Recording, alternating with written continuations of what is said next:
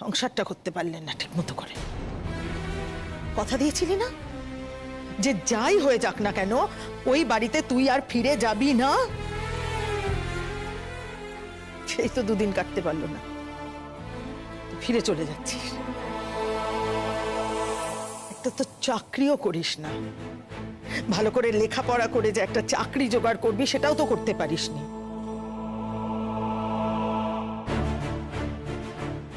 সঙ্গের মতো দাঁড়িয়ে না থেকে ভিতরে যা, তুই যা। না মা, একবার যখন বিয়ে করে আমি এ বাড়িতে এসেছি, অত সহজে আমি এ বাড়ি ছেড়ে কোথাও যাব না।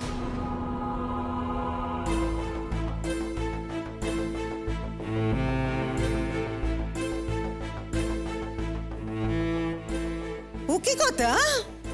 হ্যাঁ, তোমার ইচ্ছে নাকি? দেখ দেখ দেখ দেখ পরাগ, দেখ কি বলছে, এমন জোর কাটাচ্ছে। দেখ বলছে সে নাকি এখান থেকে যাবে না। হ্যাঁ, কালেই তো আইন দেখিয়েছে। আপনাদের মেয়ের কিন্তু আর গুণ নেই, তবে ছাড় গুণ আছে। এই বিষয়ে কিন্তু একেবারে এক্সপার্ট তৈরি করেছেন আপনাদের মেয়েকে। একেবারে ওকালতি ছাড়া কথাই বলে না।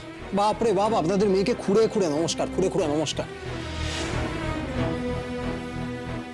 না, আমি তো তাই ভাবছি, এই মেয়ে যদি এই বাড়িতে থাকে তাহলে তো আমি আমার বউকে নিয়ে এ বাড়িতে থাকতেই পারবো না।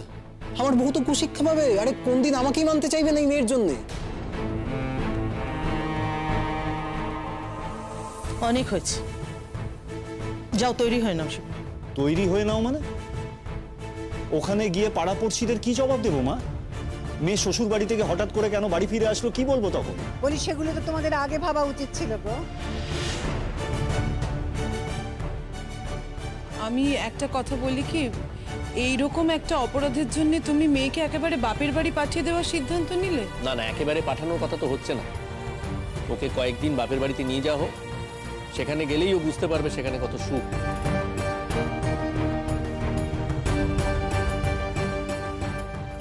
এই তো দেখাই যাচ্ছে, দাদারা তো এখন থেকেই কোনো দায়িত্ব নিতে চাইছে না, তারা তো ঘাড় কাত করতেই চাইছে না। দেখো, অনেক কষ্ট করে বিয়ে দিয়েছি, এখন আমরা ওকে নিতে যাবো কেন? আমাদের তো একটা সংসার আছে, একটা দায় দায়িত্ব আছে নিজেদের প্রতি, সংসারের প্রতি, তাই না? আর তাছাড়া আমরা কেন শিমুলের দায়িত্ব সারা জীবন নিয়ে চলবো? তাছাড়া বরং আমি একটা কথা বলি মাসিমা, আপনাদের বাড়িতে বিয়ে দিচ্ছি যখন, আপনারা শিমুলকে আপনাদের মতো করে তৈরি করে নিন।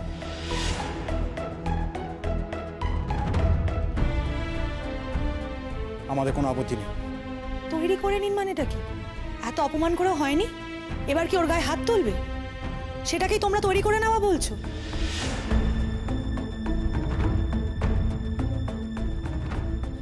শিমুল, আমি একটা কথা বলে দিলাম, যতদিন তোর ছোট বৌদি আছে ততদিন তুই ওই বাড়িতে আসতে পারিস। খবরদার, তুমি কিন্তু খুব বাড়াবাড়ি করছো কাজল। বাড়াবাড়ি তো আমি বরাবরই করে এসেছি, তাই জন্যই তো আমার এত বদনাম। তুমি খাওয়াবে তো? বাহ বাহ বাহ বাহ বাহ বাহ, এ তো দেখছি আপনারা নিজেদের মধ্যেই শুরু হয়ে গেছেন। তাহলে বুঝুন, আমাদের কথাটা একবার ভেবেই দেখুন যে দুদিন হয়েছে এখানে এসছে, তার মধ্যে কি হাল করেছে আমাদের বাড়িটার। একটু মানিয়ে থাকতে পারলি না তো? খুব ভালো লাগছে না এই যে কথাগুলো হচ্ছে, সেগুলো শুনতে খুব ভালো লাগছে। তোমার জন্য আমার ছেলেদের মধ্যে অশান্তি, আমার সংসারে অশান্তি। ভয় পেও না মা, ভয় পেও না। আমি তো বললাম তোমাদের আমি যাব না, কোথাও যাব না আমি। আমার যদি এ বাড়িতে জায়গা না হয় তাহলে আমার দু চোখ যেদিকে যায় আমি সেদিকেই চলে যাব।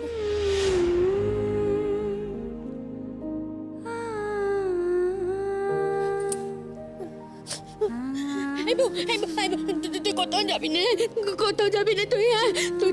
তুই না খুব ভালো মানুষ, তুই খুব ভালো মানুষ। ওরা তোকে জোর করে তাই দিচ্ছে, এই বাড়ি থেকে জোর করে তাই দিচ্ছে।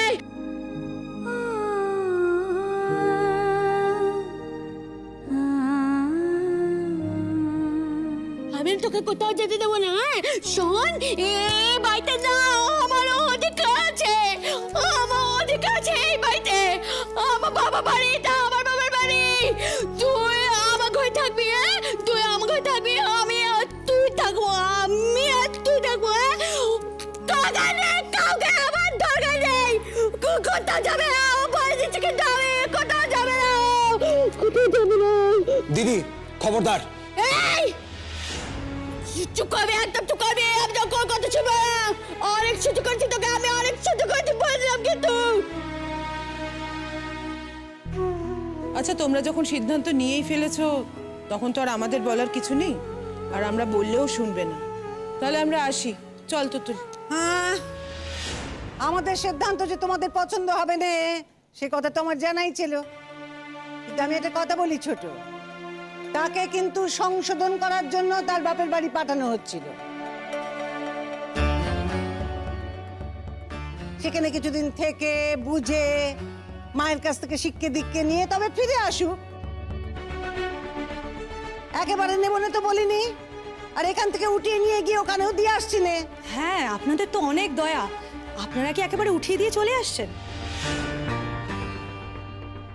আপনাদের বরং উচিত ছিল শিমুল যে অপরাধটা করেছে তার জন্য ওকে একেবারে উঠিয়ে দিয়ে চলে আসা। তাই জন্যই তো আমি বলছি, আপনাদের অসীম দয়ার শরীর। আচ্ছা, আপনি কি আমাদেরকে বিদ্রুপ করছেন নাকি? তোমাদেরকে বিদ্রুপ করবো? হে বাবা, কি বলছো তুমি? আমার ঘাড়ে কটা মাথা আছে বলো তো? তোমরা সবাই মিলে আমাকে শুলে চড়াবে, আর শুধু তোমরাই না, আমার শ্বশুর বাড়ির লোকজন আমাকে সবার আগে শুলে চড়াবে। আমি তোমাদেরকে রাগিয়েছি, তোমরা রাজা মহারাজা বলে কথা। খবরদার, আপনি কিন্তু আমাদের বাড়িতে এসেছেন, আমরা কিন্তু আপনার বাড়িতে যাইনি।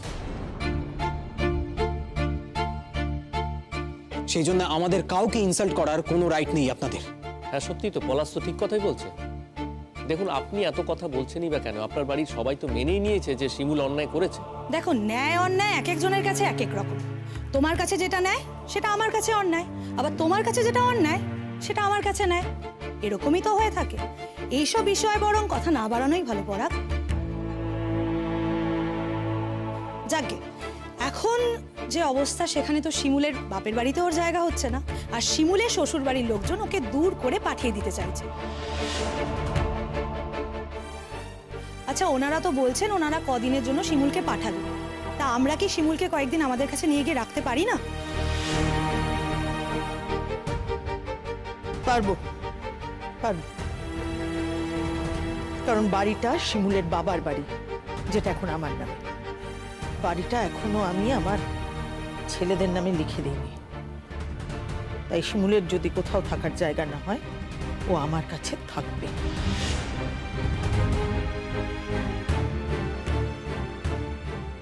শিমুল, তুই গুছিয়ে নে। তার মানে শুধু থাকতে পারলেই হবে তো মা? আর কিছু লাগবে না, তাই তো? কি আর করবো বল? তোর যদি খুব অসুবিধা হয় আমাদের আলাদা করে দিস। আমার যা পেনশনের টাকা আমি পাই তাতে আমাদের দুজনের চলে যাবে। আর শিমুলের শ্বশুর বাড়ি থেকে ওকে যদি একেবারেই আর না নেয়, তাহলে 2-4 বাড়ি পড়িয়ে যা টিউশনির টাকা পাবে সেটা দিয়ে আমাদের মা মেয়ের কোনো মতে চলে যাবে।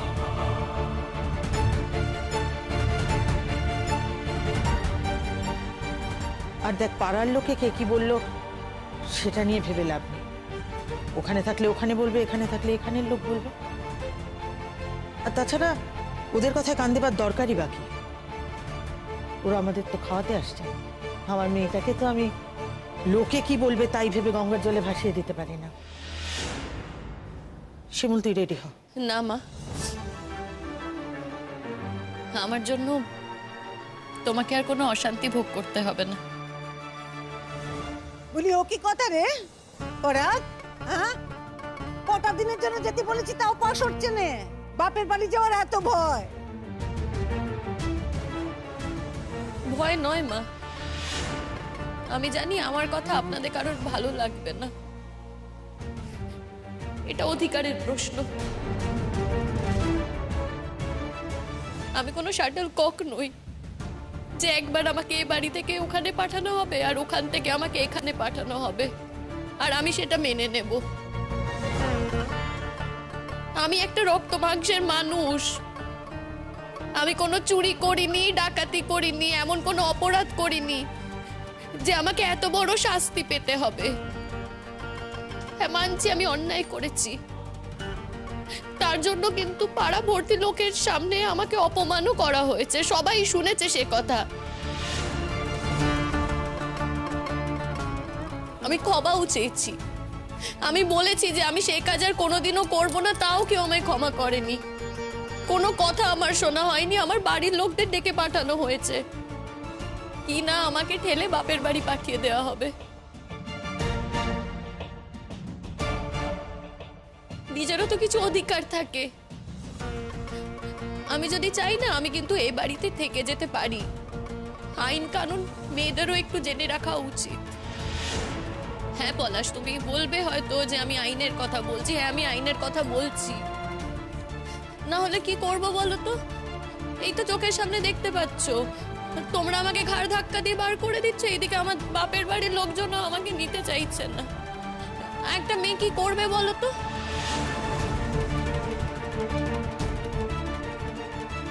তাকেও তো নিজের অধিকারের কথা জানতে হবে, আর দরকার পড়লে তাকে সেই অধিকারও প্রয়োগ করতে হবে। ওই শুনুন, শুনেছেন শুনেছেন? আপনার মেয়ের বড় বড় কথা শুনেছেন কি? এখন আবার বলছে কিনা আইনের প্রয়োগ করবে। তা করো না, করো করো। কি আইনের অধিকার তুমি প্রয়োগ করতে পারো তো করো, দেখি আমি। কি আর থাকবে মা, ওই চাইলেই আমি এ বাড়িতে থেকে যেতে পারি, কিংবা স্বামীর কাছে খোরপোশ নিতে পারি। দাঁড়াও দাঁড়াও, শুধুমাত্র খোরপোশের কথাটাই উঠছে তো? যদি তাই হয় তাহলে আমি আজকে সবার সামনে বলছি, আমি তোমাকে ডিভোর্স দেব।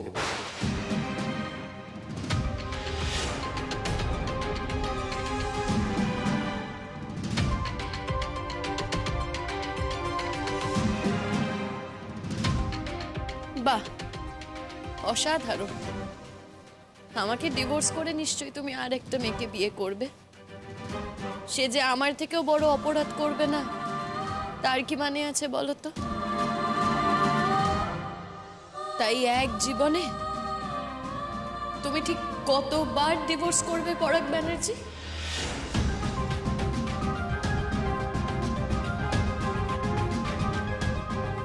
বোঝ দাদা বোঝ, কি মেয়েকে বিয়ে করেছিস বোঝ। হ্যাঁ পলাশ, যে মেয়ে বিয়ে করেছে সে একটু ঠোঁট কাটা,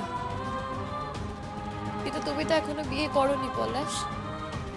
তোমারও বিয়ে হবে, সেও এ বাড়িতে আসবে, তারপর তার হাব ভাব কি হবে সেটা তো তুমিও জানো না। তাই এই নিয়ে না কথা না বলাই ভালো। জানি গো জানি, যথেষ্ট জানি। ও অনেক দিন ধরে আমাদের বাড়িতে আসে, এবং ওর সঙ্গে অন্তত তুমি তোমার তুলনা করো না। না ভাই, আমি ওর সাথে নিজের তুলনা কেন করতে যাব বলো? চুপ করো বৌমা, কথা বলো না। এখানে সোজা কথার দাম কেউ দেয় না, তাই কথা বলে কোনো লাভ নেই। ও দিদি, আমি আর একবারের মতো বলছি, আমার কথাটা একটু শোনো না দিদি। এইবারের মতো মেয়েটাকে ক্ষমা ঘেন্না করে রেখে দাও। তোমারও তো বয়স হচ্ছে, বলো। হ্যাঁ বয়স হচ্ছে তো কি হয়েছে? কি হয়েছে বল? আমার বয়স হয়েছে বলে সংসারের কোন কাজটাও করে আমাকে বল। মা, আমি কি চাই না বলুন তো কাজ করতে? আপনি তো আমাকে রান্নাঘরে ঢুকতে দেন না। আজ তো এখানে সবাই আছে, আপনি সবার সামনে বলুন তো, আপনি আমাকে রান্নাঘরে ঢুকতে দিতে চান কি চান না? ও কি কথা? তোমাকে আমি রান্নাঘরে যেতে দিই, তারপর তুমি বাপের বাড়ির লোকের কাছে গিয়ে নালিশ করো যে আমাকে খাটিয়ে খাটিয়ে একেবারে রোগা করে ফেলেছে, তাই তো? না মা, আমি কোনো নালিশ করব না। আমি তো জানি আমি একজন হাউসওয়াইফ হয়ে এসেছি, এবারই সংসারের কাজকর্ম সব তো আমায় করতে হবে। আমি সবটাই জানি মা, আমি কিন্তু করতেও যাই, আপনি আমায় করতে দেন না। আসলে আমি বুঝি আপনি কেন আমায় করতে দেন না। অধিকার বলে তো আপনি চান না যে আপনার অধিকার অন্য কেউ নিক, আর সেটাই স্বাভাবিক। কিন্তু মা, তার জন্য আমাকে অনর্থক কথা শোনাবেন না। আমি কাজ করতে চাই না সেটা কিন্তু নয় মা। চুপ করো শিমুল, অনেক কথা হয়ে গেছে, এবার চুপ করো। তাহলে এবার কি করব দিদি? আপনি বলুন, আপনি যা বলবেন তাই হবে। জেঠিমণি, এবারের মতো বৌদি ভাইকে প্লিজ রেখে দাও। তুই যদি বউকে কাঁদে বের করেছিস তাহলে আমি তোর পক্ষে সন্দেহ তুই বুঝতেও পারছিস না, কিন্তু বলে দিলাম তোর এই হাওয়া গাওয়া মেয়েকে তুই আর খুঁজেও পাবি না কোনোদিন। আমি বলে দিচ্ছি, ভালো করে কান খুলে শুনে না আমার কথা। তুই তুই বলতি না এতদিন, আফসোস করতি না যে তুই চোখ বুঝলে তোর এই হাওয়া গাওয়া মেয়েকে কে দেখবে? হ্যাঁ, তুই মনে মনে জানিস না, বুঝি না যে তোর এই বড় বউই এই তোর এই হাবলি মেয়েকে দেখবে।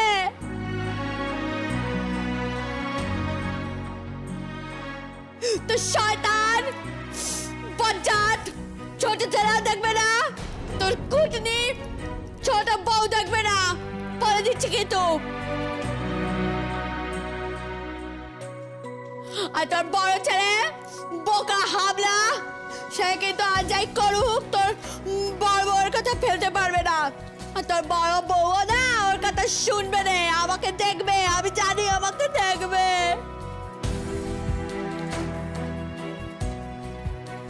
ওকে বাড়ি থেকে বের করিস না, কিন্তু আমি বলে দিলাম। ও ও নিজের ছোট বউদির মতো, তুই বুঝতে পারছিস না? হ্যাঁ, ওর কেমন সাহস আছে দেখেছিস? কেমন সাহস আছে? হ্যাঁ, কেমন সবার বিরুদ্ধে গিয়ে জীবনকে নিয়ে যাওয়ার কথা বলছে। হ্যাঁ, তোমার মঙ্গল করুক ভগবান, তোমার অনেক মঙ্গল করুক। তুমি একটা আমার মাটাকে শেখাও দেখি, একটু শেখাতে পারছো না? হ্যাঁ, তুই শিখতে পারছিস না? ওর থেকে শিখতে পারছিস না? হ্যাঁ, ও তো তোর থেকে বয়সে ছোট হয়। তোমার নিজের মেয়ের প্রতি তো দৌড়া থেকে উঠলে উঠলে পড়ে, অন্যের মেয়ের প্রতি কেন এরকম বিরূপ হচ্ছিস না? তুই কেন বিরূপ হচ্ছিস এরকম? আমি শুনেছি তো শহর থেকে অনেক অপমান করতো, অত্যাচার করতো। তুই এখন বুঝো প্রতিশোধ নিচ্ছিস, তাই না? প্রতিশোধ নিচ্ছিস।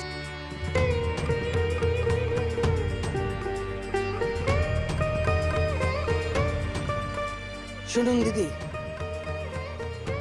আমার অত সময় নেই যে একটা বিষয় নিয়ে এতক্ষণ ধরে কথা বলার। ও যদি সবার সামনে ক্ষমা চায়, নক্ষত দেয়, তাইলে আমি ক্ষমা করে দিতে পারি, তবে এবারের মতো।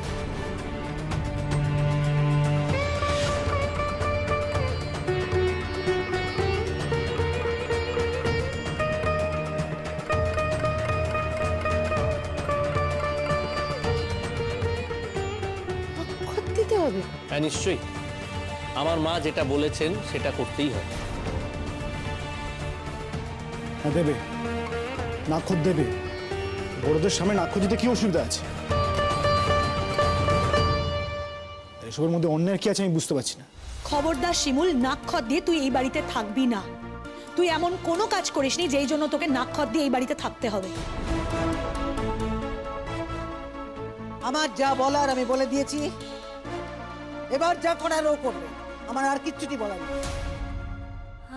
শোনো পরাগ বাবা, তোমাকে একটা কথা বলে দিলাম, এইবার তুমি তোমার ওই শ্বশুরবাড়ির লোকেদের সঙ্গে কি কথাবার্তা বলবে না বলবে সেটা তুমি ঠিক করো।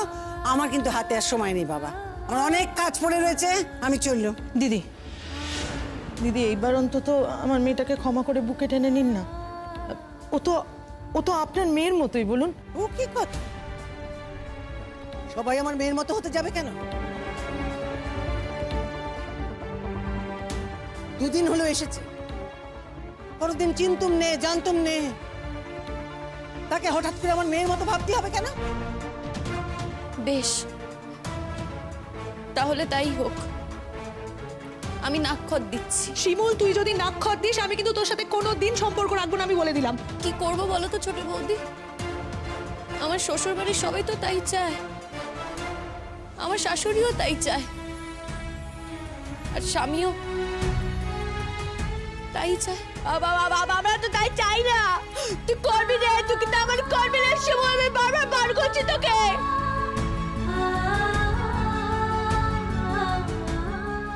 এখানে সবাই রয়েছে, তোর থেকে ছোট তোর ননদ রয়েছে, তোর থেকে ছোট তোর দেওর রয়েছে। করিস না বোন আমার,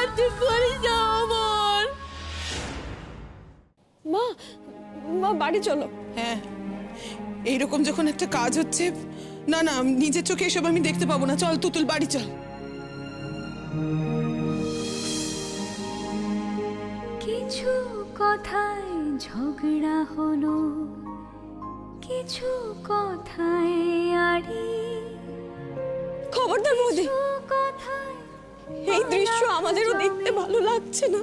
পড়োশীদের বাড়ি। তুমি আর যাই করো প্লিজ নাক্ষর দিও না, দিও না। ভীষণ কি করব বলো? একবার নাক্ষর দিলে যদি সবটা ক্ষমা হয়ে যায়, তাহলে নাক্ষর দি। কিছু কথা আমার শাশুড়ি মাও একটু শান্তি পাক। কালো মেঘে ঢাকা, কার কাছে কই মনের কথা, কার কাছে কই। পরাগ, বারণ করো, বারণ করো। তোমার বউকে নাটক করতে বারণ করো। আচ্ছা যাও, ক্ষমা করে দিলাম, এবারের মতো ক্ষমা করে দিলাম।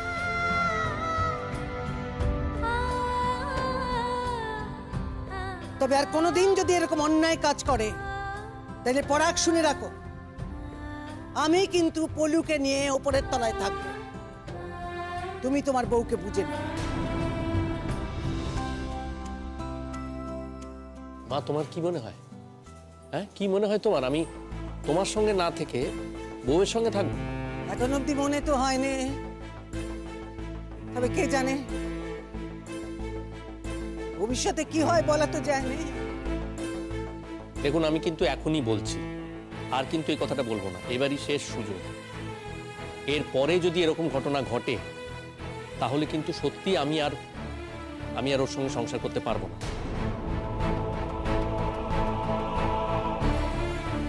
তখন কিন্তু আমি এই কথাটা বলবো না যে আপনারা ওকে কিছুদিনের জন্য নিয়ে যান।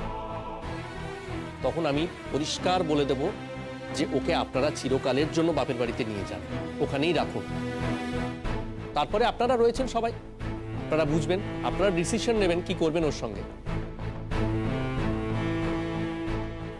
আশা করি আমার কথাটা আপনারা বুঝতে পেরেছেন। হ্যাঁ বাবা, খুব ভালোভাবে বুঝতে পেরেছি। কাঁদছিস কেন তুই?